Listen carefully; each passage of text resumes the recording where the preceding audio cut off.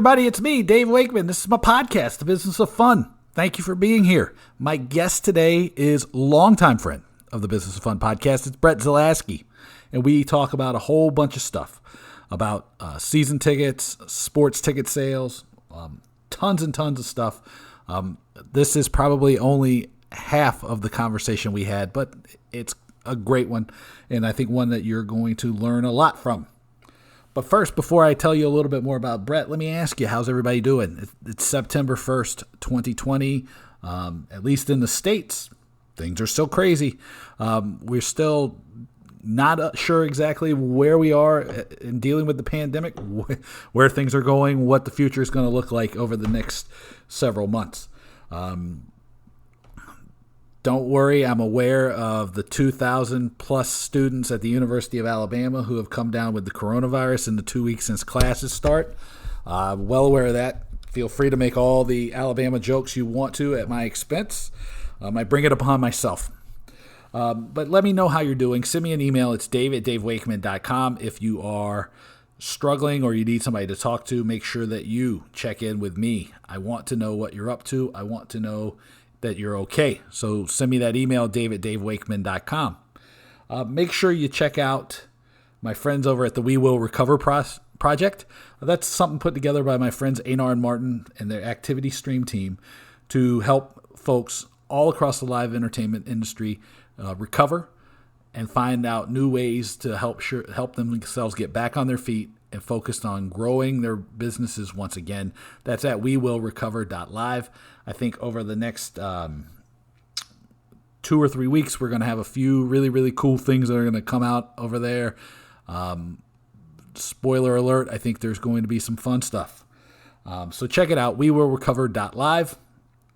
Make sure you check out my friends at Booking Protect. www.bookingprotect.com. That's /home, and that will get you to the homepage. Check out the blog. There's some really great stuff on revenue, relationships, relaunching your business. I've been pointing everybody to this really cool article that Kat Spencer wrote about expanding and growing your relationships after the pandemic. Check them out. Make sure that you tell them I said hello. We have some great stuff coming up there as well about revenue, reinvention, relaunching, and I would be remiss if I didn't tell you to check out their Instagram page, where Kieran has been doing a killer job of making sure to post like really awesome photos from huge events that have tons of people at them, with great quotes and great examples of things that I know all of us are missing, probably more than ever at this point. So check them out on Instagram. That's Booking Protect. If you get this far and you deal with me, make sure you check out my Talking Tickets newsletter. You get that at talkingtickets.substack.com. And every Friday, I give you tools, tips, ideas, analysis, 5 stories that have come up during the course of the week, and give you ways to deal with those stories or the examples those stories provide so that you and your business can get back on your feet as fast as possible from the pandemic. Hopefully, a lot of places like Australia, New Zealand, and China, Taiwan, and some of the Asian markets are going to lead the way and show us how to do things the right way, get back on our feet. I have been looking at the things that the Australians and the New Zealanders have been doing constantly for the last couple months. So check that out. It's in the Talking Tickets newsletter at talkingtickets.substack.com. So back to my guest. My guest today, Brett Zalaski. I think we recorded for about 90 minutes before, or we talked for about 90 minutes before we started recording, and we were like, oh man, we got to get on with our day, so let's do a podcast. And so we did. And we talked about a lot of stuff, and it's some stuff I think maybe not comfortable for people because, I think there has been this sort of reluctance to deal with some of the harder truths that the pandemic has uncovered. So we talk about what the impact on the sports business of this year is going to look like, and how likely it is that this impact is going to be continuing to be felt for at least the next year or so, into 2021, possibly even to 2022. We talked about, how organizations should be talking to their customers now, what revenue opportunities look like, what the future of the inside sales model is going to look like in sports, or if things are going to have to really, really change. We talk about, some of the data that's come out about fans and like how comfortable fans are going to feel. We talk about pricing. We talk about price elasticity, value proposition. We talk about leagues and organizations that are doing a good job. We talk about some that maybe haven't been doing as well.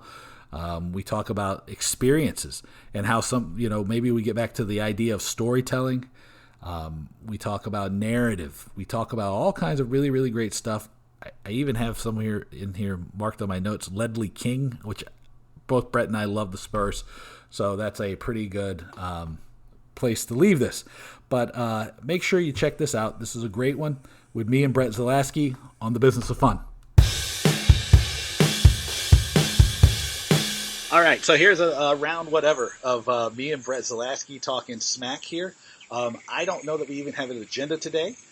It's just good to see your face. I was wondering what T-shirt you'd have on today. It looks like the Reno Aces. Reno Aces. And I have the Washington Capitals on, so that's on brand. Let's see, where should we start? Let me start by asking you to rant on something. Like, what's like really on your mind right now? Give me a rant. Well, so people don't know, but we just talked for probably an hour before this, going over a lot of the talking points we'd hit here. But I think one of the most important things that's been on my mind a lot right now is how obviously we're understanding every day how sports are impacted in 2020. I think one of the things that we need to start talking about, because we're only 4 or 5 months away right now, is how are sports going to be impacted in 2021? And one of the things that I'm saying to a lot of people, and either they're agreeing with because they're smart and they're thinking about it, but also a lot of people who aren't thinking about it, is one of the biggest things is how is sports going to recover on the business side? Because, as I said to you, like the operating costs of teams is usually built around season ticket revenue and sponsorship revenue, and then for the bigger sports, TV revenue. And TV revenue will be there again next year, but for a lot of professional sports teams, and obviously teams, the revenue they've used on season tickets, the revenue that they've used on sponsorship has been used as an operating cost in 2020, and a lot of that stuff is being rolled over to 2021 because we're not playing in front of fans. And so everybody talks about this huge recovery for sports and sports business. And one of the things I just think I'm not saying people won't come back if they can, but I think we need to be really thoughtful, will be, what are we doing to make up those operating costs so we can get back to normal? How are we going to adjust if we aren't doing that on the operating cost side? And then are we prepared to play in front of 25% capacity? Are we prepared to go at 50% capacity? Are we prepared to go at 100% capacity? Those are a lot of the things that, since this has started, I've put out a couple LinkedIn posts. I've talked to reps. I've talked to managers. I've talked to directors. This is no joke, probably close to about 500 people I've talked to right now. And I hear no consistency across the board, whether it's a rep or it's a vice president or a president. There's not a lot of consistency. And I've heard some good answers. I've heard some bad answers, but there just doesn't seem to be any uniformity or consistency. And that's one of those things that keeps me up at night as someone who really genuinely cares about this industry. Yeah, I would say that probably the most, I'll say it up front here, so we get the biggest punch if people only listen to the first 5 minutes. I would say that the biggest challenge that we're seeing as a country, right? Because people listening to this thing are from all over the world, but I'll take a pointed measure at America right now, is that we are failing to deal with this crisis as adults. And it's in sports here, which is going to be the bulk of our conversation. It's causing an issue where we're prolonging the pain unnecessarily because people are reluctant to make decisions. They are reluctant to act strategically. They are reluctant to change the way that they've done business over the years. Everything is, if I stick my head in the sand and I pretend it's going to go away, it will. Or my favorite example that I've come up with during the pandemic is I've got this book called The Secret, and it tells me if I think it will become so. Yeah. Am I wrong? No, and it's this environment right now, right, where teams are waiting for leagues to say something. Leagues are waiting for states to say something. Leagues are waiting for the government to say something. Teams are waiting. Like there's not a lot of people that are making any decisions at this point. And that obviously has a huge impact on how we think of right now. And that has a huge impact on how we think about the future, and what revenue is going to look like in 2021 when we can't decide if we're going to be playing in front of people tomorrow. And I think what a lot of people are avoiding is not making a decision, but making a bad decision. And that's why, I mean, I know he gets so much praise, and it's because he earns it. You know, one of the things that Adam Silver said early on that I thought really set the tone for how successful the NBA has been during this time was, we are just choosing from a lot of bad choices. Like, every choice we can make is a really bad choice, and if you pull the thread, it's going to unravel. But what we need to do is we need to make the best choice of the bad choices. And saying that up front, I think, was the appropriate tone to set, and which is why they've been the league that has had the most success. They've been the ones that have generated the most revenue, been the most thoughtful, given teams the luxury of being able to plan in advance, those 8 teams that aren't in the bubble, being able to actually plan for future time if they weren't going to be able to do it. There's a lot of this, and a lot of those decisions were critiqued at the time, but came to be right because they were very thoughtful and thought through all those things. And so I think, you know, obviously I spent some time around him at the NBA league office, so I'm a little jaded, but that was an incredibly smart man who made an adult decision early on, and obviously the league is benefiting from it in a really as good as it could right now. And that's not to say all the teams underneath that have been perfect or they're making all the right decisions or all those things, but he made an adult decision early on. The NWSL is a really under the radar one that make good decisions early on, and they're all really benefiting right now from making really strong decisions and have gained a lot of really positive national press. Not necessarily when the decisions were made, but once they started playing and once people started seeing those things be executed, have received a lot of positive praise. So it's easy to go negative because I think there's so many negatives, but I want to highlight those when you talk about who made adult decisions.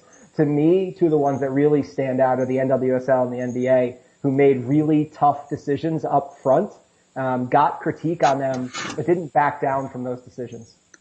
Yeah, I'll make 3 points here. Number one, great name drop for Adam Silver, and I worked in the NBA office. Well done. The shameless plug. If they know who I am, it's good.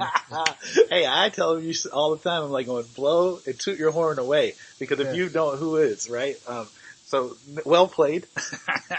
The second thing, though, is I also would like to point to, as people who have handled this extremely well, the NWSL and the WNBA have done a really great job, and they've mirrored the way that leaders, like female leaders around the world, have handled this thing very well. They've done a really great job. And another one that I think really has done a fantastic job, that I think gets overshadowed by some of the things, was the NHL. Gary Bettman and his team have done a fantastic job, including, just starting with the way they handled the shutdown and the way that they worked about testing for the players, and the way that they didn't want to take resources from the communities they existed in. So being really cognizant of the impact that their decisions were going to have on the communities that their players live and work in. I thought they did a really, really great job. And then the third thing is like, I definitely want to highlight more of the positive things, because what I've discovered, and what I don't think shouldn't be a controversial statement right now, is that leadership does matter. And I was talking to a friend of mine the other day, and I was like going, one of the things I've struggled with a lot during this time I don't want to be the kind of person who, is always expecting the worst out of people, number one. But number two is like, I don't want to be the person who's just telling people what they want to hear because that's what's going to make them comfortable, or that's what they want to hear. I want to be able to like go, hey, this is not what you want to hear, but this is really what's happening. So that like there's some place they can turn that they can trust. If somebody calls me or talks to me or engages with me, I want them to be able to know that they can trust me, that I'm coming to this from a point of view that is, it may not be simple, it may not be easy, but it is honest and accurate. And so that's been my point of view, because again, leadership is tough to find in the country as a whole right now. And so it's really, to me, it's prolonging all of these things. So I definitely am trying to spend as much time as possible highlighting those positive leaders and the people who are doing well. Yeah, I think it's, to me, the ones that have done a really good job in this, not just league side, but team side too, were the ones that said, all right, this sucks. How do we save money right now? Like, how do we make sure that the revenue that's in the organization stays in the organization? How do we provide anybody that spent money with us? How do we not wait for them to come to us? How do we provide solutions for them that allows them to see their money now? And then, which is I think what every good proactive business did, not just in sports, and then the second one was, all right, now we need to generate revenue because we need to save jobs. And how do we generate revenue in a way that doesn't make us look like ambulance chasers, but we can stand in front of our clients or prospects and say that we are adding value for them, and that value may not come right now, but that value will come to you, and that will be good for you down the line. And I think those organizations that didn't wait for people to start complaining, that were proactive about a lot of those things, I think you're starting to see some of those leaders are seeing a tremendous amount of success where, other ones, you may not see it right now, but, are going to be exposed when we start getting fans back into stadiums because, man, if you're not communicating with your fans, if you're not talking to your fans, if you're not providing options for your fans, you are putting those relationships in jeopardy, and assuming that those people are just going to be super pumped to run back in the stadium when this is open is making a very, very dangerous assumption. Well, there's a lot that you just opened the door on. And one of the things, though, that I want to highlight, but I don't want to skip this one because I know this caught people's attention, is the assumption that people are going to just rush back into the stadium because the doors are open. Today's Thursday, right? So I think it was in yesterday. So Tuesday was reported Disney, who were like, we're throwing open the doors of our parks. It's going to be tremendous. People are going to rush back. It's going to be like nothing ever changed. Reported their first loss since 2001, I believe. Right. And and I think that should be a warning sign to people that just because you can do something or just because you do say you're going to do something, doesn't mean that's what your customer thinks. Yeah. What's been interesting to me, and I'll be curious to see what the conversations you've had are like, some of my partners and some of the people I've been working with, they said, they have started to test and talk with their clients about like when things will come back or like what things will look like, how they would feel comfortable, what are they expecting.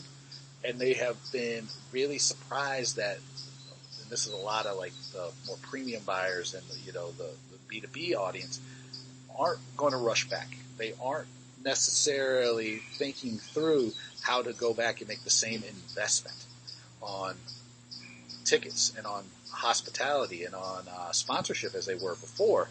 And people are a little bit alarmed about what that means.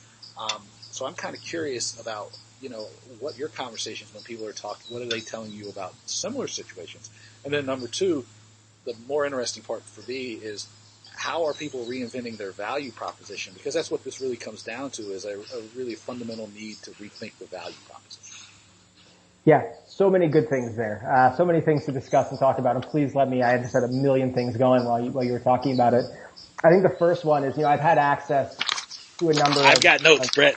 Yeah, I know you do. We'll be good. I've had access to a few fan comeback surveys, and I can't speak individually to them, but I can tell you just globally, there are a lot of things that teams need to do. They need to be now over communicating the safety measures that they're going to be taking when they come back. That's not a thing that you can do at the last second because people are going to make decisions well ahead of time. Right now, they need to be focused on what are those safety measures that, listen, maybe if you're not playing games in front of fans until 2021, even now, communicating the safety measures that you're taking within your organization and what you're already thinking about, that you already are thinking about how you're going to treat your fans when they come back in. A lot of the surveys say that, fans aren't going to feel truly comfortable, across the board until probably 90 or 120 days into seeing how the teams are handling it first. So you're looking at a potential lag if you're not over communicating the safety measures that you're taking, and then being very thoughtful about looking at the exact numbers. Like I can tell you, I think it's starting to become less political, but like masks were never really a political issue. Like people felt safe wearing masks. That's every fan survey that I've seen. The numbers for not just staff wearing masks, but people themselves wearing masks were off the charts. And so over communicating these things, talking about these things, being diligent about these things are really important. And now here's the second challenge to that is we know the age demographic that will come running back into the stadium, right? And that is 18 to 35, right? Like 18 to 35 will come sprinting back in the stadium. We've seen the pictures of like the Ozarks. We've seen the pictures of South Padre Island. We've seen all those things. Some of us with like horror and disgust, but like we've seen those pictures. And I think it's that we're empathetic for those pictures too. Like we want to be back there ourselves and feel comfortable there. But the reality is we've also in a lot of cases priced those fans out of our stadiums. So we are going to face this issue of the people that would come running back into the stadium. Are they going to be able to afford to come back in the stadium? A lot of them have lost jobs. They've been laid off. They're on unemployment right now. A lot of them don't have a lot of discretionary income to begin with, much less with everything that's happening now. A lot of them are still spending that money, so it's not like that money is going in the bank. They are going to the Ozarks. They are going to South Padre.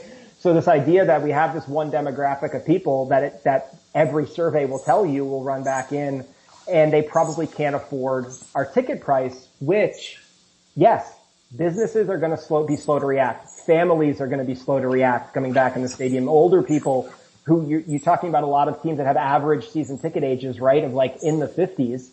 Like that's where most across the board. I think MLS is the only one out of the big five sports that don't have an average season ticket age of above 50. Like none of those people are going to be running back.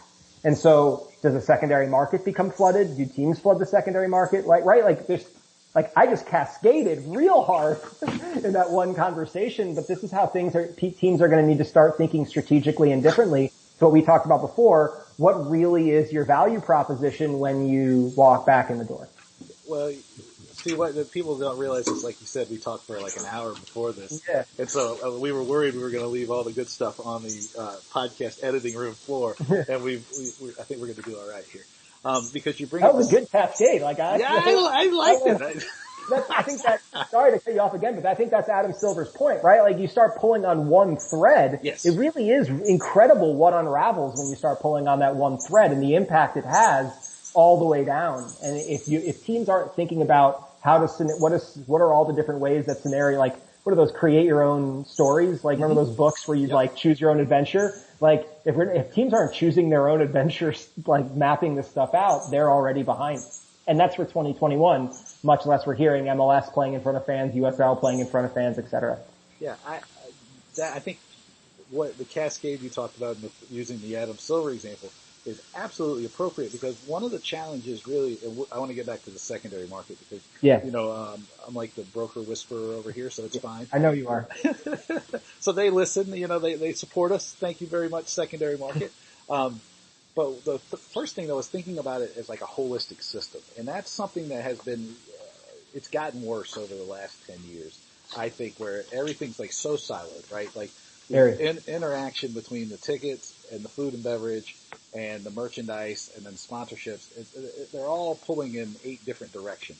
And one of the challenges that you talked about, which is pricing people out, is going to become a bigger factor now than ever before because I think it was the LA Times did a survey and they were like going, you can't go, a family of 4 can't go to any game in LA for less than like $125 a person.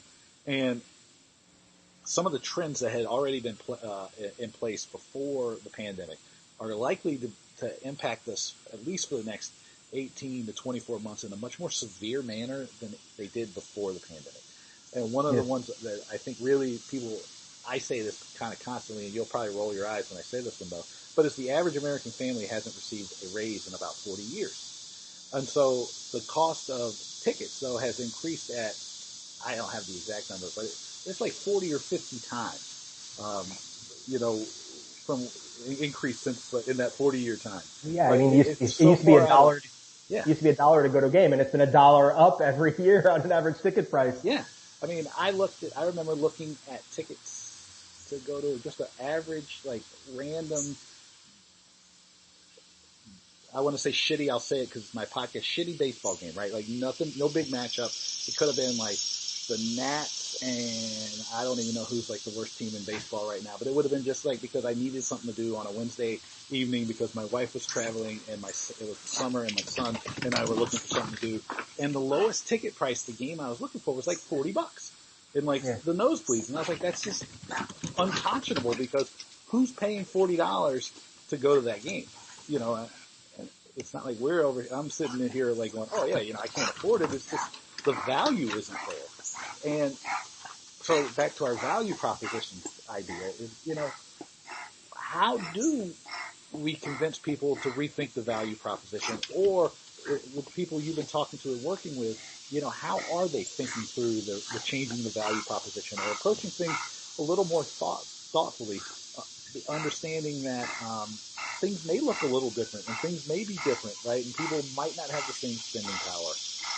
They are going to have psychological damage from being kind of under the strain of a pandemic for at least 6 months and probably 6 months more.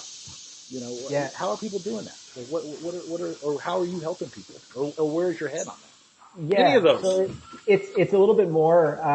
You know, when I was at FIVO Fest last year, you know, they had Gary Vaynerchuk speak, and one of the things that Gary said that really knocked me on my ass was he said, "I'm obsessed with lifetime value."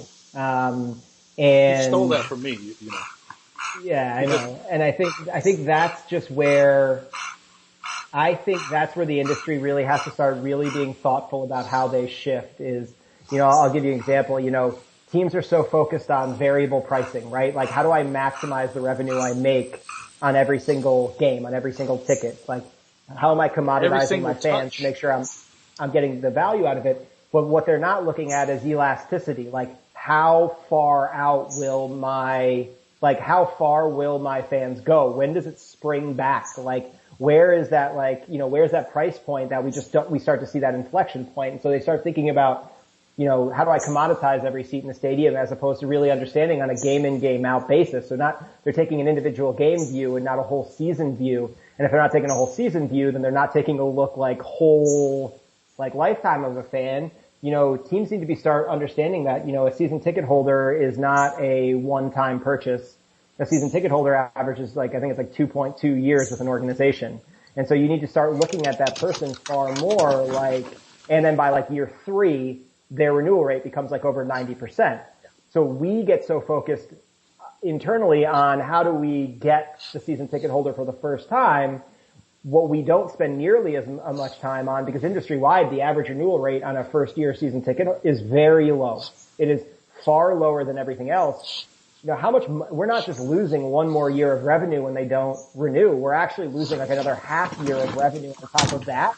And then significantly more if we're able to get them to that third year. So how many billions of dollars have been left on the table by the sports industry by not thinking about the elasticity of a buyer both per game and lifetime value, when all we've tried to do is make sure that we're monetizing, getting as much money out of that seat as we can tonight, and not worrying about our relationship with that person after tonight, right? Like it's the hit it and quit it versus the long-term relationship. Like I don't want to be crass, but you know, we are far more in that first category than we are in the second category. And that's why you see the teams across sports that are the most successful a lot of times. It's because they are the ones that have the longest view in the room, and they understand it's not important just to maximize a moment. It's important for that moment to last, to not just maximize what I can do in that moment, but to maximize the amount of what's the de-escalation after that? How much more can I get out of once that moment passes? Because, you know, all that revenue counts from the top point all the way to the bottom. Yeah, no, that's right. That lifetime customer value thing, I don't care who says it, because it's like so true, because the thing is it's extremely expensive to gain a customer. And it's also much cheaper to keep the customers you already have. And then how much money do you leave behind is like, those should be like the three biggest questions, right? Like, how do I get more customers into the building, right? Like in some way, shape, or form. How do I make my tool, my platform, my service, my product more valuable so that I can continue to have them take this journey with me so they keep giving me money? And then how do I trade them up, right? So that I can increase the value that I can come to expect from it. And the popular term or the book I tell people to look at is Soccernomics, because they did a study of soccer fans, and they're going, well, are soccer fans fixed in time? And there's like, instead of looking at it as a fan is fixed, they look at them as like having a journey, right? And it's like an up and down thing, right? And depending on where you're at in your life, you might be only good for a partial plan in the case of baseball, or a half season plan for the NBA or something. But then, you might have a child, and that would increase your likelihood because the kid loves the sport, or it might make you can only get to 4 or 5 games a year. But then the kid becomes a high schooler, so then you cherish those things. Like Colby Thackler was on. He talked about the example of the season ticket holder who used the games as a way to connect with his teenage daughter, right? So then you use all those games, and like understanding that flow, it helps you better serve your audience. You do a better job of understanding the value proposition, and then you increase the lifetime customer value, and the de-escalation, which is a great word that you use, of the experience is almost non-existent, because it's a emotional connection that they've connected between you and whatever it is their experience it transcends price. I have said this over and over and over again, and I'll say it again today. If we had a bingo board and we did a live show, it would be like on the bingo card. Is that price is the objection of price is never really about price. It's always about value. And your job is not to figure out and negotiate on price. It's to uncover what the value is and why the person's not seeing the value that you think is present. And then changing your message in the way you sell what you're selling to reflect the value that the customer sees. The customer is always right. If they don't see the value in what you're offering, it pays a lot to say, why don't they see the value? It's not, as opposed to like, why are they an idiot and they don't see the value? To look back at yourself. I'm sure I gave you a lot there. Yeah, no, it reminded me very much, of a conversation. So I'm giving them a free plug here. But Stella Algo, I don't know if you've heard of them. They sit on top of your CRM system and they map customer journey. And I was fortunate enough to meet the people who run it, at a couple of conventions and struck up a conversation with them. And the point they made to me, because they are literally mapping customer journey, when a season ticket doesn't renew, they don't go back to their previous buying habits. They don't stop being a season ticket holder and go back to being a 6-time individual game buyer, which was the reason they bought the season tickets. They don't buy anything. And their journey back to more games is incredibly slow after that. They don't come back the next year, and then getting them back into the stadium is a phenomenally slow journey. And what we need to do is care more about the process they took to become a season ticket holder and care about the journey afterwards and providing them solutions for the journey afterwards than we do, and think more about that consistently than we do, which is like, great, we got them. Oops, they're gone. We need those 6 individual game tickets. Like, that's 6 individual tickets. They brought 3 people on average. We didn't just lose a season ticket holder. We actually lost 20 tickets from the year before at a higher average ticket price than a season ticket holder. So we didn't just lose the 34 games they had in soccer. Their 34 games they had at a season ticket price that year. We also lost the 20 tickets at a higher average ticket price from the year before. And so while we may have gained a little bit of money last year, we've lost a ton of money over what that person had done, the lifetime value of that. So not thinking through that customer journey and that life cycle that you talked about from Soccernomics, man, and listen, I want to make sure, like, I hold myself accountable to this too, right? Like, I should have thought more when I was on the team side about first year season tickets and the journey people take there. How can we create more partial plans that allow people to have the experience up there so they're prepared to be a season ticket holder when they're there, right? Like, all those things matter because year 2 and year 3 needs to matter more to us than year 1 does, and year 1 matters more than years 2 and years 3 of being a season ticket holder. Like, the most important year in the existence of a season ticket holder really should be year 2. Like, that's the year we should be obsessed with, right? Mm-hmm. We should be obsessed with getting year 1 people to year 2, and we should be obsessed with year 2 people to year 3. To me, that's the biggest inflection point, because if we can get 1 to 2 at a greater percentage, and then we get more of those people over to 3, where we know all of a sudden they normalize at an insanely high rate from season tickets, man, that would be, if I was back team side tomorrow, that would be a part of the journey that I would be far more obsessed with than I was when I was there before. Yeah. Again, when you go off on these smart answers, number 1, you make me look bad. Number 2, you give me a lot of stuff to follow up with. But I think the one thing is, you know, and we didn't really even talk about this before, or I guess we did a little bit, is incentives, though. And what you're talking about is, how do we incentivize change internally and change of behavior externally, right?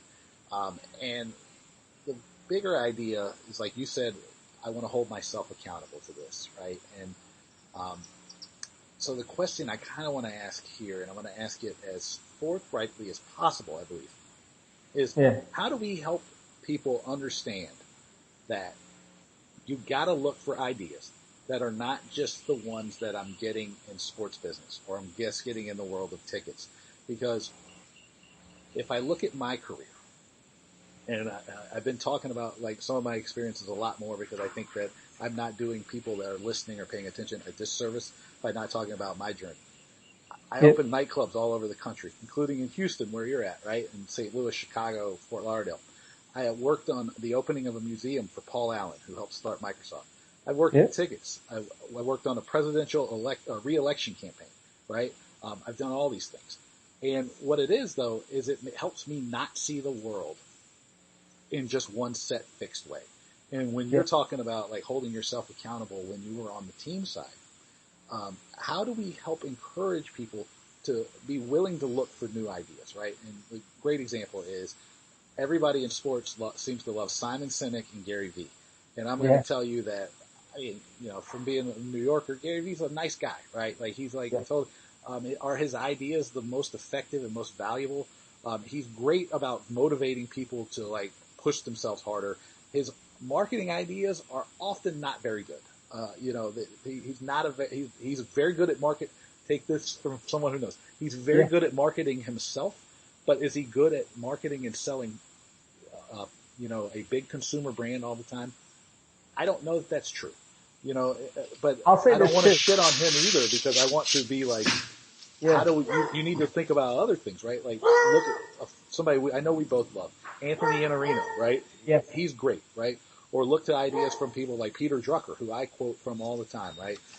Tom Peters, who's, you know, another great guy. You know, how do we get people to expose themselves to all these ideas from all over the place, because they have value? Yeah. I think, you know, one of the things that, so I think the answer is we need to be the ones that bring a lot of those newer ideas and newer thoughts to the table, and hopefully watch people react to them and speak more to them. You know, one of the things that I was influenced by, and I know both of us are not fans of discounted pricing or anything like that, but, you know, one of the things that I was really intrigued by was, you know, a number of restaurants in New York City during the beginning of the pandemic selling $50 gift certificates that had $100 value, and not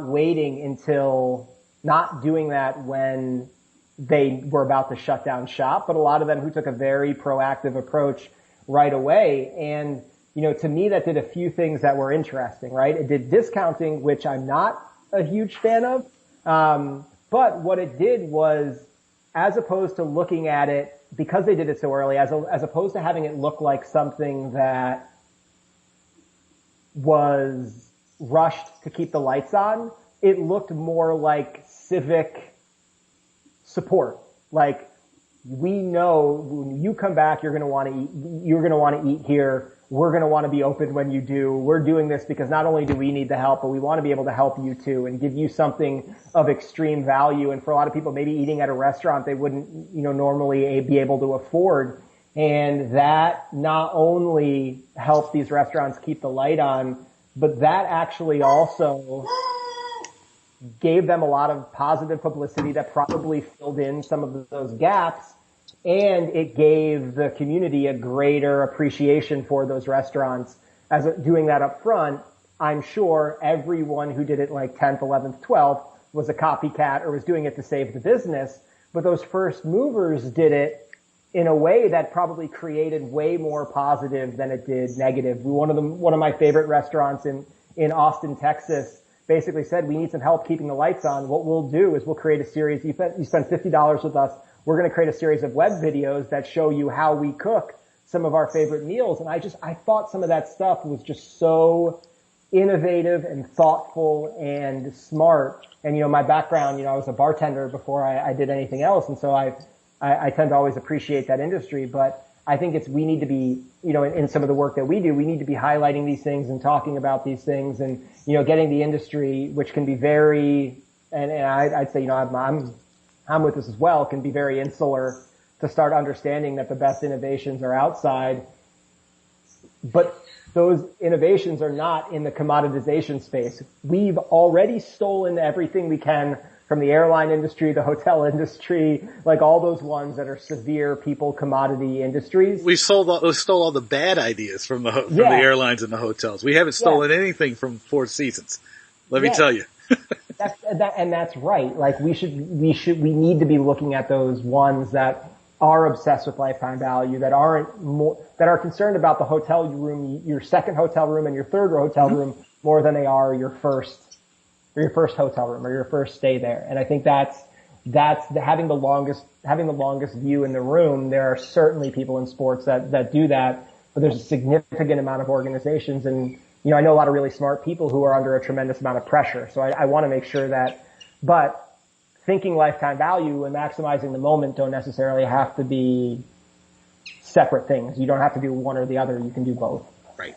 Well, I think the pandemic kind of highlighted something too, which is how important it is to get fans into the stadiums and into the venues, because all of this kind of, I'll call them spreadsheet jockeys, because, anything that's going to be, controversial can always come from me. It's on brand for me, but and this spreadsheet jockey term comes from other people in marketing. They say it all the time, because what you've done is you spend so much time trying to, get to the lowest common denominator that you forget you're dealing with people.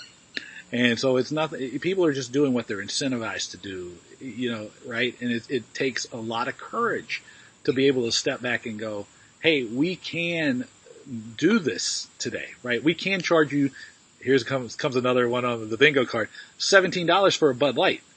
Yeah. Should we do that? Because the truth is if you charge me $17 for a Bud Light, A, I may not drink that thing because that's like highway robbery. B, though, it's going to change the relationship you have with me, right? Yeah. And I'm using my example, right? Because I'm going to feel I love to go to the thing, or I love to go to see a game or a concert or whatever. But I also like to have a drink and hang out. And if it's going to be $17 a beer and you're charging me $50 for a t-shirt, I'm going to feel a little bit used by that. And I'm not going to necessarily always make the decision to go out and do that when I can easily go stay at home and have on my big screen TV and have a refrigerator full of beer. I can go hang out at the bar. Well, DC doesn't really have great bars, so we'll skip that example. But when I'm in New York or London or Houston, where there are great bars, I can go to the bars and meet Brett for a drink there and hang out and shoot the shit. God, I'm cussing a lot on this one, man. I bring the worst. Yeah, exactly right. But you have to consider these things, because it's not just that your competition is for the customer is between them buying and not buying, because they're buying other things. So your competition's all these decisions they're making. And so when you're offering the live event, the live game experience, right? If you're, I live in DC, so if you're at Capital One, the Capitals, right? They do a great job. But they're not just competing against you not going home and watching the Capitals on TV. They're also competing against Pie Pizzeria, which is a block away and has a great beer selection. The Smith, which is right on the corner across the way and like has a really great bar and a pretty strong menu. There's a Shake Shack nearby. There's tons of museums. There's, and most of them are free. There could be a Nationals game going on at the same time. There's a Capitals game. There's a bunch of really great bar scene, brewery scene around, out in like Northeast DC, crossing the bridge, right? Because to get from Maryland or Virginia, or coming through traffic to get from Maryland, right? You're competing against all these things and you have to put that into the context. So then saying, hey, look, I can charge you $17 for the Budweiser and I can charge you $57 or $50. I saw parking at Nats Park last year. I can charge you $50 for parking. But the thing is like, what is that going to do to the lifetime customer value? What is that going to do to your relationship to your customer? How likely is it going to be that you're going to get them on the path that's going to turn them from like somebody who maybe spent $200 at the game on a Thursday night to somebody who comes and gives you $100, $150 6 nights a week, a season, right? And so instead, what's that? That's 6 and 30. That's $900 as opposed to $400. Your stadium's fuller. Your players have a better experience. Your fans have a better experience. The customer has a better experience. You've made more money. All these positives. That was a rant. Rant's also on the bingo card. That was great. I agree with all of it. And the thing, the baseline we always have to come back to in sports, it is always better to be in the stadium. Like, no matter what, the fan experience of being in a stadium, those are like, I know it sounds corny and cliche, those are the things that you remember for the rest of your life, right? Like, those are just, it's indelible. Like, I can tell you, even though I probably watched 1,000,000 times more games on my computer or my television than I have being at them in person, I can tell you that the vast majority of the experiences I have as a fan of a team, the ones that resonate the most are the ones when I was in the stadium and I was there. But just yesterday, I think, or like Tuesday, I think I'm watching an NBA game on my TV. I'm watching the promotion game for the thing on that, and I'm watching a Yankees game on my phone. And I'm drinking a beer that cost me 50 cents while having a sandwich that cost me maybe a quarter all in to that. And so the experience I have is, 75 cents maybe cost me 50 cents for that game. It cost me $1 less for the ESPN Plus, cost me less for the TV thing. So I'm sitting there watching 3 sporting events with a beer and a sandwich for probably under $5. Yeah. And it's always better to be there, but being there at $125 is competing with being on my couch for $5. And that's the thing we have to pull closer. Right. Is it's not that people don't want to be there. That is always going to be true. It's always going to be more valuable to have experiences in person. But the value proposition has to be pulled way closer together. Like, went on a road trip with my family just so we could finally get out a little bit, and we went to the national parks, and the value proposition for the national parks is incredible, right? Like $35, everybody gets in, and you can go back for like a week. And that value proposition, nobody's going to pull up there and be like, no, and nobody's not going to go back to a national park because that car full of people or that one person for $35 versus the glory of what you're about to see. That value proposition still holds. Yeah. And we have just created a very large separation between what I get from being on my couch versus what I get when I'm being there. And even though this one wins, is it worth 25 times more expensive to be there watching one game than it is watching 3 at the same time? Like, that's the one that I don't know if there's a perfect answer out there right now, but we need to work really hard at pulling those two things closer. I think that's where a lot of focus needs to be as we head to 2021. How do we pull those things closer together? Because we've just taught a lot of people to stay home and watch television. Like, we've just like all these people that we have just educated over the last few years to like sit at home and watch television. How do we re-educate them? And it's not going to be like, oh, I'll check to go see the game. Oh, it cost me $50 a ticket. Yeah, I'm out. Yeah. and you bring up a great point, like of bringing the thing together. It's always better to be in the ballpark or in the stadium. And I'll use an example. We talked about this before, but I'll share this example too. It's because it's how quickly you turn somebody into a fan if they experience what you in your best form. So Catherine, who you saw maybe off the corner of the camera just a second ago, she grew up with a couple brothers. They played sports. She likes the Yankees. She's not like a huge sports fan though. But my son, Cormac, he loves soccer. He loves football. We're huge Tottenham fans, just like you. You know, we go back about this all the time. But so not last year, but the year before, for Thanksgiving, we went to London for the week, leading into Thanksgiving, because they changed the schedule at DC public schools, and we had an extra day on each end. So it was like instead of 2 days, we have 4 days off, and then by the time you factor in the weekends, it's a party time to go to London. And we were like, we're going to go see the Premier League. We're going to go see Tottenham and Chelsea. And so the experience for Catherine was transformational. I used my connections at the Spurs to buy tickets that were, they would be premium anywhere, right? They were 11th row on the center line, and they were probably 75 pounds. That's probably about approximately $100.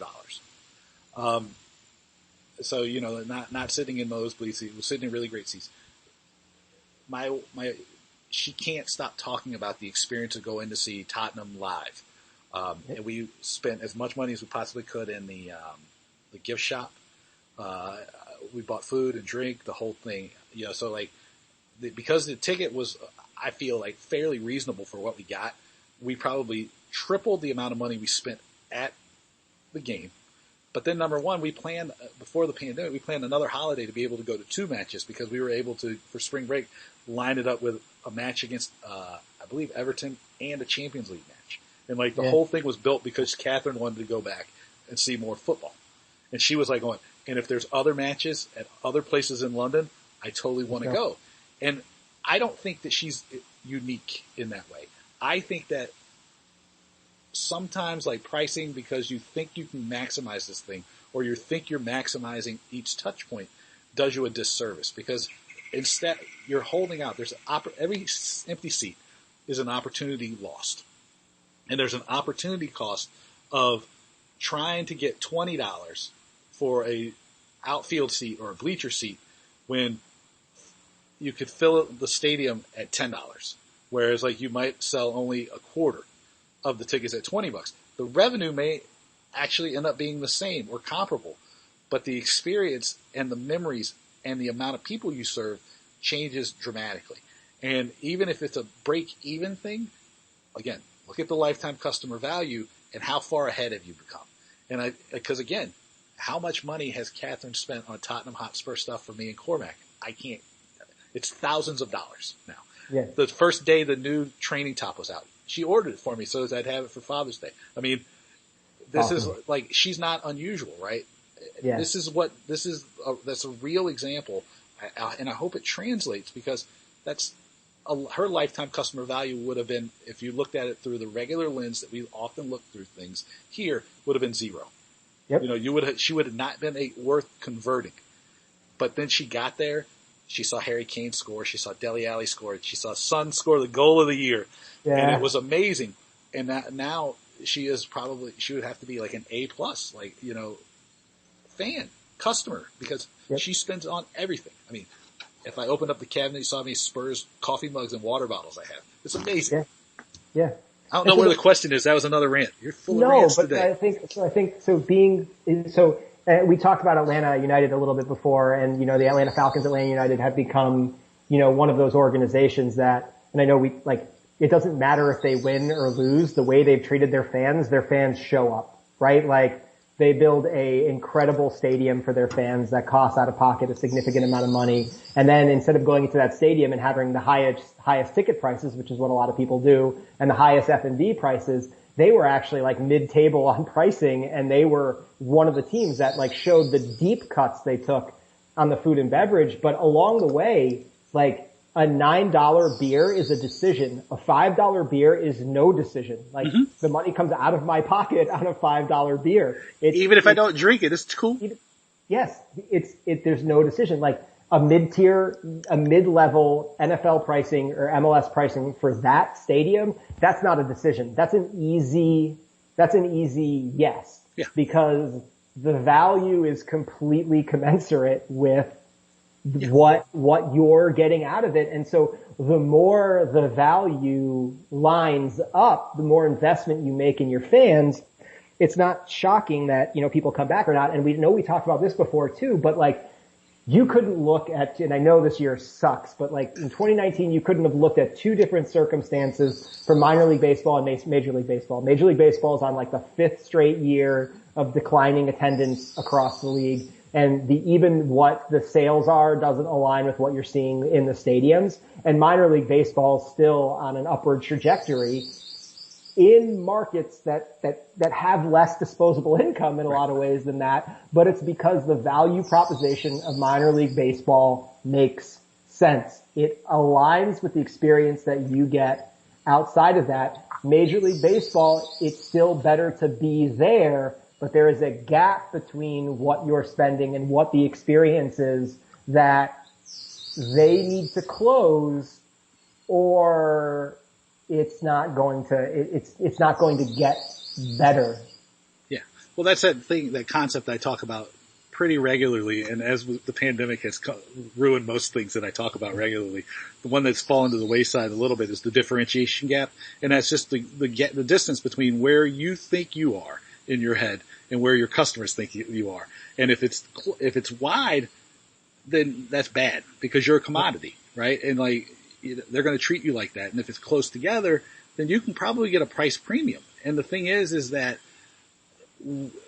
for some reason, through a lot of different reasons, customers and fans have been taught that a ticket is only valuable and only worth the premium if it's a quote unquote hot ticket, right? Like that, we've trained people for that, and that we've trained them to think of a sporting event or a concert in a lot of cases as a special night out, something that we can't experience, like going to the movies or something, right? And it's bad. It's bad business is what it is. I mean, it's just totally bad business because, again, if baseball is a great example, I love baseball. My latest theory has been that if you put the right processes in place and you put like a decent quality product on the field, and you did some really smart things with the Mets. The Mets could be as valuable and make as much money as the Yankees. Call me new owner of the Mets. I totally want to be the chief revenue officer. I'm around. But it's a great example because the thing is they're squeezing the few fans that are willing to take the punishment more and more and more.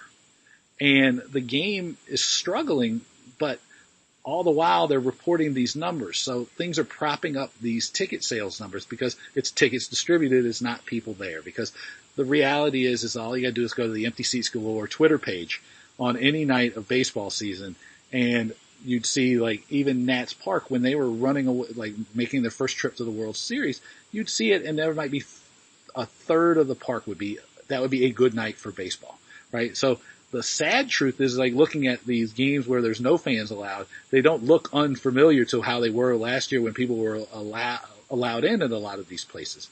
And it's unfortunate because I love baseball. Like one of my most cherished memories is going to the All-Star game in 2001 at Safeco Field and seeing A-Rod switch places with Cal Ripken. So Cal Ripken got to play shortstop in the All-Star game in the final time. And seeing Ichiro throw out, like get the game-winning hit in the first game of the 2001 season for the Mariners to beat the A's. Being at the park for like Johan Santana's no-hitter. I mean, like all these things, these are all like baseball. The bloody sock game. I talk about all these things all the time, and to see it so mismanaged and see the trust and the relationship between customers and fans broken to such an extent, just because of maybe like lack of direction or maybe a need to rethink the strategic ideas that underpin the business.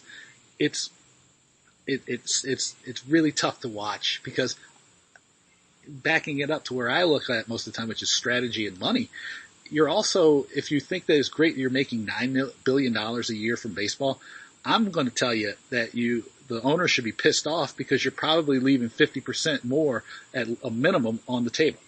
Like I think that baseball could be making $15 billion a year in a normal time. Easy. But that's me. So 2003, I was at the Aaron Boone home run game, as a Yankee fan, and I could, on a bartender's salary, I could afford to take a train from Rhode Island to New York, have a ticket for the game, and drink beers at the game with one of my good college buddies. Like, those were all things that I could afford, that if you extrapolate the pricing on all those things out now, there is no shot I would have been able to, like, a playoff game, Series 7, Game 7, like, all those things now, like, even a train ticket now, like, all those things have just raised past the point of understanding that there's just no bartender in Newport, Rhode Island can afford to get on a train and watch a Game 7 of an ALCS right now. That doesn't exist, and that is a really unfortunate thing. And I think we as an industry spent so many years being fan focused, that instead of, then all of a sudden we start getting access to all this data and all this information. And I think this pendulum just swung from like fan focused all the way over to like analytics and commoditization, that there needs to really be a reckoning to get to that middle ground. Like, analytics and numbers are awesome, and they should drive every decision that you make. Like, they really should, but you should also be talking to your fans constantly, and it should be a consistent dialogue. And what you should be doing when you're doing this is taking the numbers and having that dialogue with your fans. Do these things make sense? Where is that middle ground? We've cut our fans out of that decision-making process, and it's their money. Like, that seems to be poor. That seems to be a poor way of going about things. And again, I hold myself accountable to that too, because, just personally, a lot of the decisions I made at the Houston Dynamo didn't necessarily align. I'll go all the way back with like when I was at the Washington Freedom, where like literally all I did was listen to fans during my time selling the Washington Freedom and thinking about what the analytics had been thinking. So we did end up raising pricing a little, but we had a 90% year 1 to year 2 renewal rate, and we grew our sales 300%. A lot of it because we were very thoughtful from one to the other. Yeah. With the data. And again, if we had a bingo card and we were doing a live show, something about data would be on the bingo card. It's, to me, and this has come up a lot more because I think as things are coming back, the need to use data better it was always there, but to be, it's even more important now because to me, the data gets misused because it's used to make a decision that's in theory safer.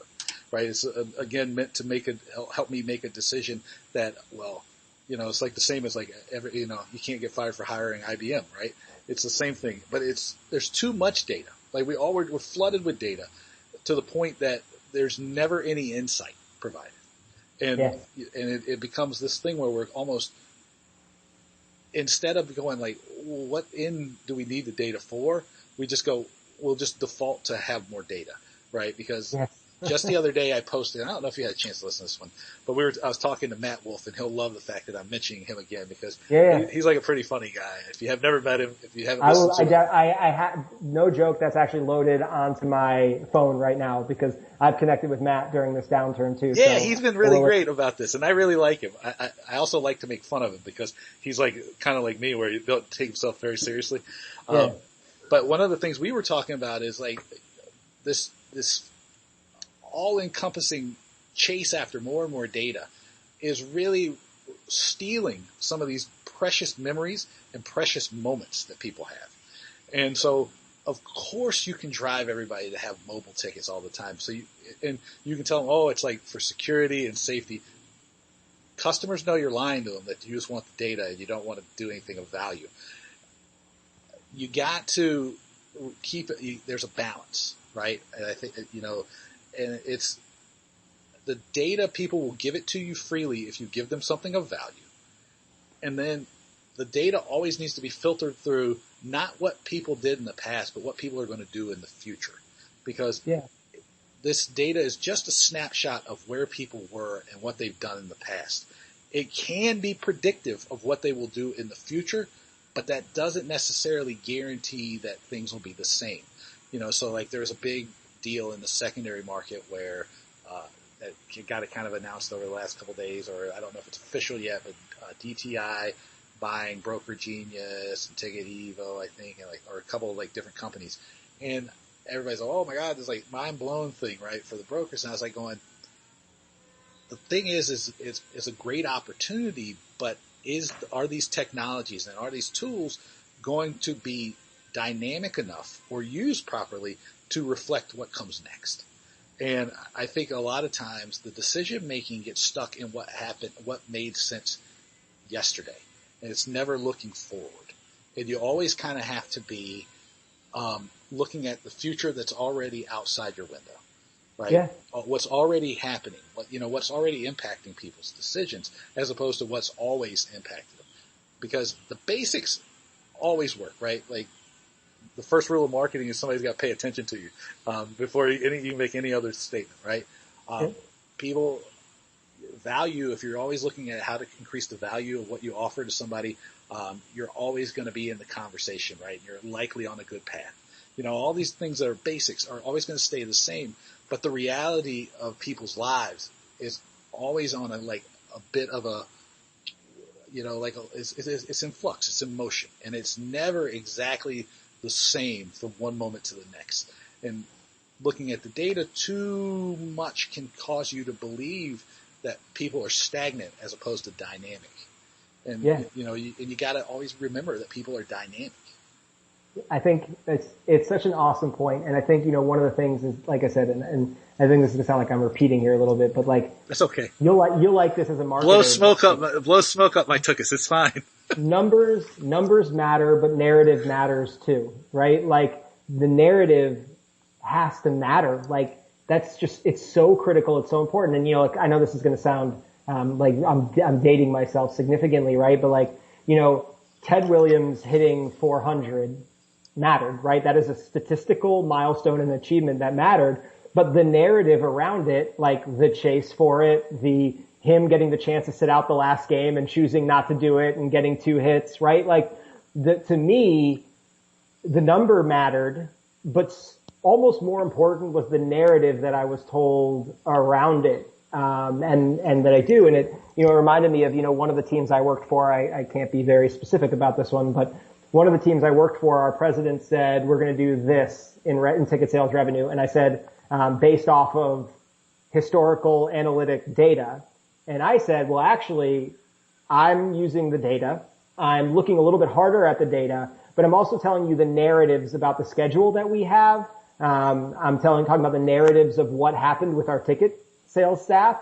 And I'm telling you that we're probably going to do 20% worse than what you said. And I was right.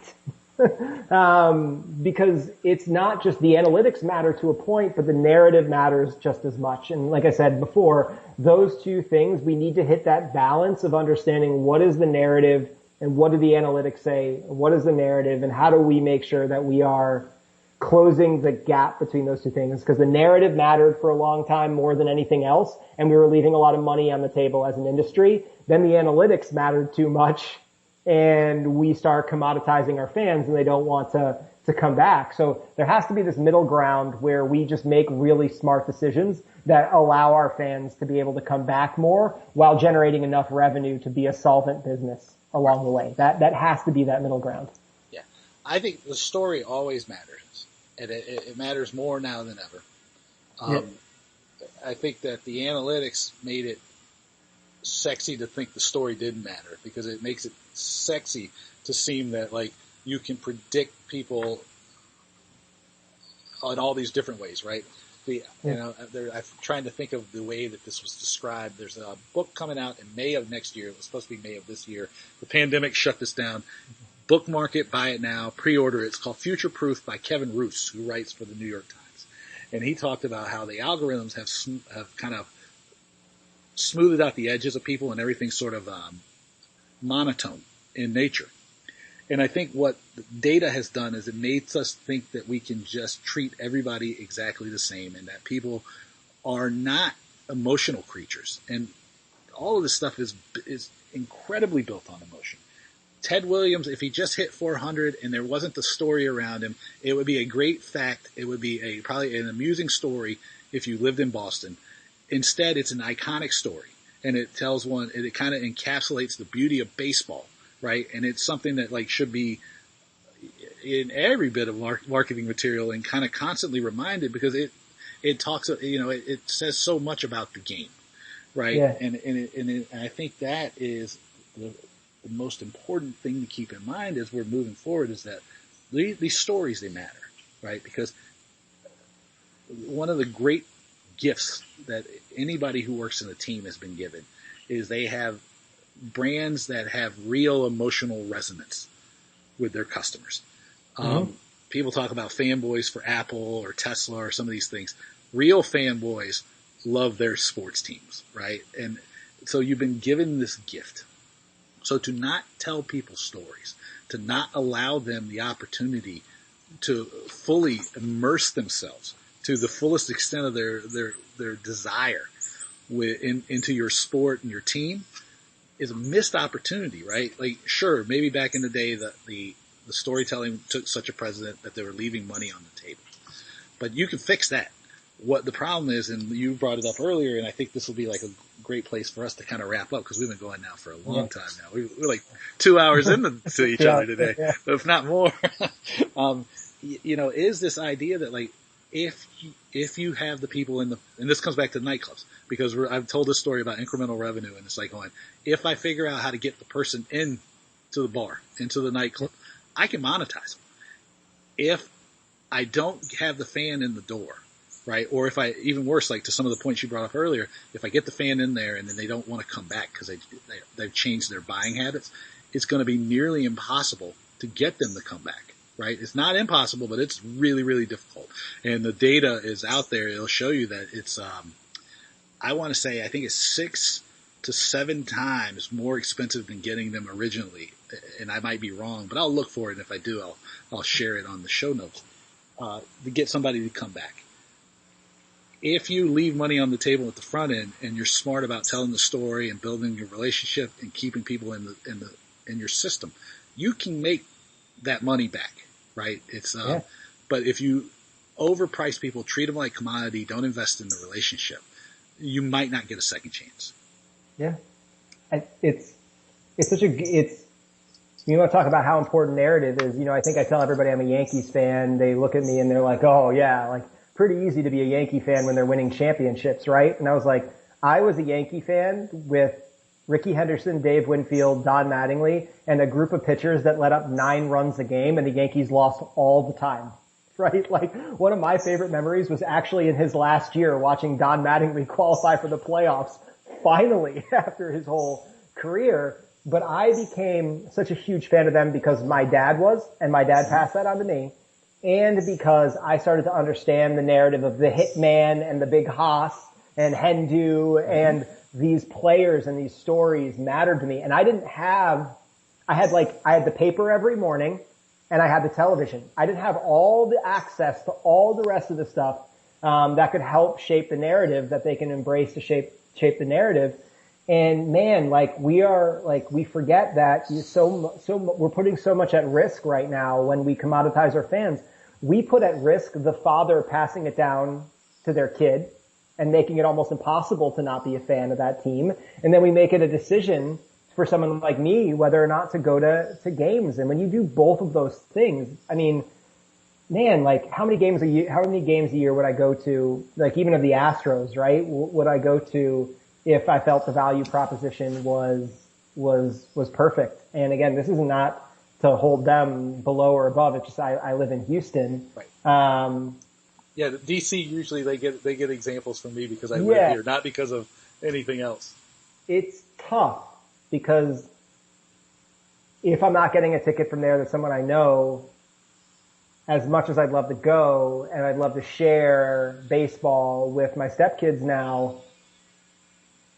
it's more of a decision, whereas there was no decision for my dad, even though he lived in Connecticut and New York was 2.5 hours away. And that's a tough trip to lug kids up, watch a game and lug them back. We went to 3 or 4 Yankees and my parents were not well off when I was growing up. We did not have a lot of discretionary income. Like there was no decision we were going to 3 or 4 Yankee games a year, even doing that. And I think that's the, I hope we find a way to bring that value proposition back a little bit more central because, like I said, we're not just jeopardizing revenue, we're jeopardizing these relationships between a father and a son and what going to those games meant to me and my father. And if that becomes a decision, the father is going to feel more antagonized about the team because they made a decision. It's not going to be that kind of romantic relationship that, my dad and I had with all these teams and my brother had with all these teams. And even towards the end, my mom having with all these teams. I mean, my dad, when I was living back there, my dad woke up in the mornings to watch Tottenham with me because he thought it was so cool that like all of a sudden I was now sharing a team with my dad. And there's that romantic relationship there because it's in England and Tottenham can't take advantage of our relationship. It's not putting that. And I'm not seeing my credit card bills, Brett. I'm saying like that relationship isn't in jeopardy because we have to make a decision about paying the prices to go to the games. And even as fair as you say Tottenham was, they got a lot of pushback when they opened the new stadium with the pricing that they put in place there. And I was looking at the pricing and I was like, damn, that's real reasonable compared to the United States.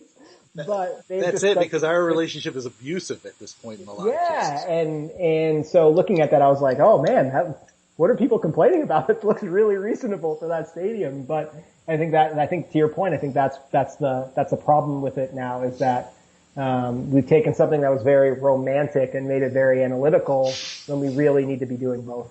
Yeah, no, I think that's a really great thing to leave it on. Brett, where do we want to point people to see you until the next time we do these rambling rant sessions?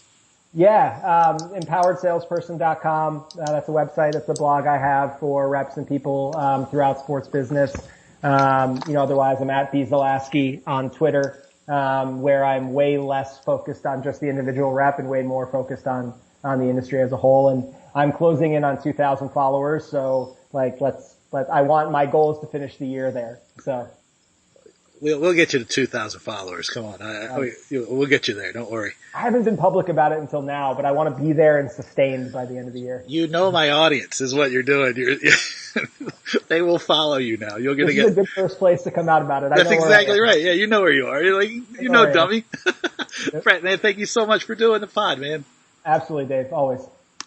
There you have it. There was my conversation with my man, Brett Zalaski. Let me know what you think by sending me an email. It's my name, Dave at davewakeman.com.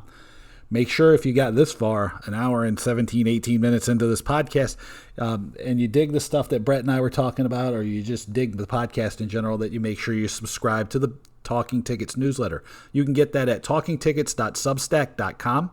You can also visit my website. It's davewakeman.com. where you can find out my blog, all kinds of different stuff. I just posted a new opportunity that will be going out in this Friday's Talking Tickets newsletter that may be very, very interesting to folks. So make sure you get the Talking Tickets newsletter and you follow the Dave Wakeman blog to make sure that you don't miss out on any opportunities. There's some really, really cool stuff I'm scheming up here. Make sure that you check out my friends at Booking Protect, the global leaders in refund protection, as I mentioned at the start. They have some great content up there about reinvention, revenue, relationships, rebuilding those relationships, all kinds of great stuff. So check it out. It's bookingprotect.com/home, and you can find the blog and all kinds of stuff. Coming through the pandemic, if you haven't considered offering your customers refund protection or finding a way to give it to your customers, now's a great time to consider it. So reach out, talk to Simon and Kat Kath, all those folks, anybody. This is like the nicest group of people, the greatest people, and they do fantastic work. So check them out, bookingprotect.com/home. Visit the We Will Recover project webpage at wewillrecover.live, where you'll find the We Will Recover project, which is a project that was put together by Martin and Einar and the Activity Stream team to help people figure out ways to overcome and find growth again out of the pandemic. WeWillRecover.live has webinars, resources, blogs, all kinds of stuff. 20-something organizations from around the world, which I always forget and end up listing the same people. But, I'm involved, so take that for what it's worth. But Angela and Joe from Ticketing Professionals in Australia, Andrew and Carol at the TPC in Birmingham, QQ, Intix, Made Media, just Stay 22, all kinds of people from all parts of the industry. Check it out. Make sure you see what's going on over there. As we come into the fall, there's going to be a whole lot more activity over there. We're going to focus on helping people get through this thing as best as we can. So check them out, wewillrecover.live. If you have gotten this far, make sure you subscribe. The Business of Fun is on all the major podcast platforms, so subscribe, leave a rating or review. It means the world to me.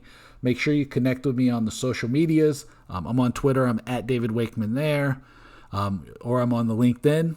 That's where you'll find a lot of this stuff. If you need to talk to somebody, I can't emphasize this enough. Send me a note, dave@davewakeman.com. I don't want you to feel like you're going through this period of time alone. If you don't have somebody you feel comfortable, or you just want me to crack some jokes, I can do it. I'm happy to do it. I love to hear from people who listen or follow along. I can't emphasize that enough. So send me the note, dave@davewakeman.com. I've still got a couple more great episodes planned on the podcast that's coming up. So make sure you subscribe. Don't miss the thing. Until next time, I will talk to you soon. So take it easy. See ya.